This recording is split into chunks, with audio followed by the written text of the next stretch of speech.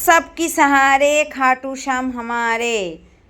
তো আমি মীনাক্ষী চক্রবর্তী আবারও চলে এসেছি খাটু শ্যামের পার্ট 2 ভিডিও নিয়ে। আশা করছি আগের দিনের ভিডিওটা তোমাদের ভালো লেগেছে, তো আজকের ভিডিও তোমাদের ভালো লাগবে, যেহেতু এটা পার্ট 2।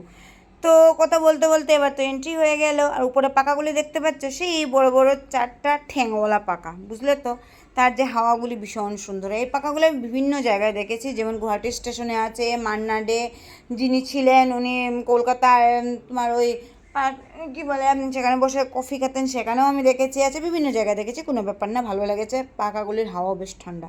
তো যাই হোক, তোমাদেরকে ভিতরে গিয়ে কতটা দেখাতে পারবো না পারবো তখন আমার মনে ছিল, তার জন্য এই বাইরে থেকে তোমাদেরকে আমি খাটু শ্যাম দর্শন করিয়ে দিচ্ছি। কারণ আমি তখন শুনেছিলাম খাটু শ্যাম অনেকটা উপরে মানে উঁচুতে আছেন, আর এই করে যেহেতু সারিবদ্ধ করে দিয়েছে, তো কে জানে দেখতে পাবো কি পাবো না, তার জন্য আর কি।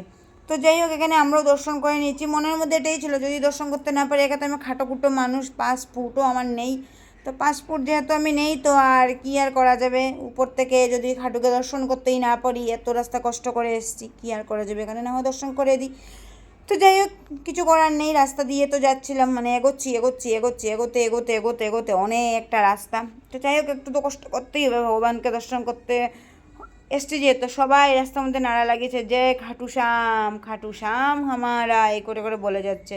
তো সবাই নাড়া দিচ্ছে, তো আমিও জয় জয় বলছি। আর সবাই কিন্তু খাটু শ্যামের পছন্দিত, একদম খুবই পছন্দ করেন উনি গোলাপ ফুল আর আতর। তো সবাই গোলাপের ফুল নিয়ে নিয়েছে হাতে একটা করে, আতর নিয়ে নিয়েছে। তো আমরাও সবাই নিয়ে নিয়েছি, নিয়ে সেই রাস্তা দিয়ে হাঁটতে চলেছি, যেতে তো হবে, ভগবানকে দর্শন করতেই হবে যতটুকু সম্ভব হয়। দরকার হলে কি বলে কিছু গাছ বেয়ে কিংবা এগুলি বেয়ে উঠে গিয়ে দর্শন করতেই হবে, এসছে তো দূর থেকে, তাই না বলো?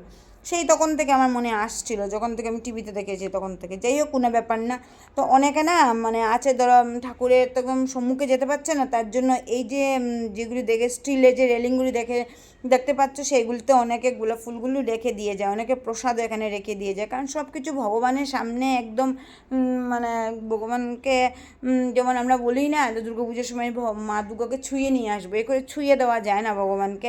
একটা সাইড আছে যেটা নাম্বার 1, সেখান দিয়ে যারা যায়, যে প্রবেশ করতে পারে, তাদেরকে শুধুমাত্র যেমন ময়ূর পুচ্ছ দিয়ে ঝেড়ে ঝুড়ে দেওয়া হয়। তো আমরা তো অনেক 5 নম্বর লাইন দিয়ে যাচ্ছিলাম, তো এত দূর থেকে কোথায় পাবো, তাই না?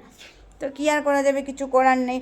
কিছুটা পথ এগিয়ে এসেছি, এবার মেইন ঠাকুরকে দর্শন করার পর্ব, তো এইটুকুনি তো করতে হবে। এইভাবে বারবার গেট অদল বদল করতে হয়, তারপর যেতে হয়। এখানে কিন্তু ফটো নেওয়াটা নিষেধ, কিন্তু কোথায় আর মন মানছে, ভগবানকে দর্শন করতে এসেছি, বাড়ির সবাই তো আর আসেনি, তো আমি দর্শন করব, আমার মনে থাকবে ভগবান।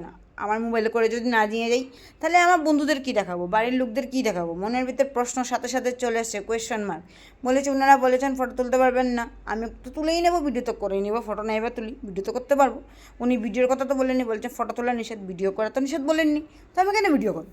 তার জন্য হাতে গোলাপ নিয়ে নিয়ে বলছি, খাটু শ্যাম আমি যেন একটা ভিডিও করতে পারি। আর আমার বুনু ফটোতে লেগে গেছে, ও বলছে আমি ফটো খিঁচি, তুই ভিডিও খিঁচ, ব্যাস সেই লেভেলের মজা করে করে চলে গেলাম। দুদিকে দুটো মন্দির আছে, মানে যে যাচ্ছি আমরা সেই দিকে আমাদের ডান পাশ, সেই দিকে হচ্ছেন আমাদের শ্রী কৃষ্ণজি, আর যেদিকে বাঁ পাশ সেখানে হচ্ছেন খাটু শ্যাম।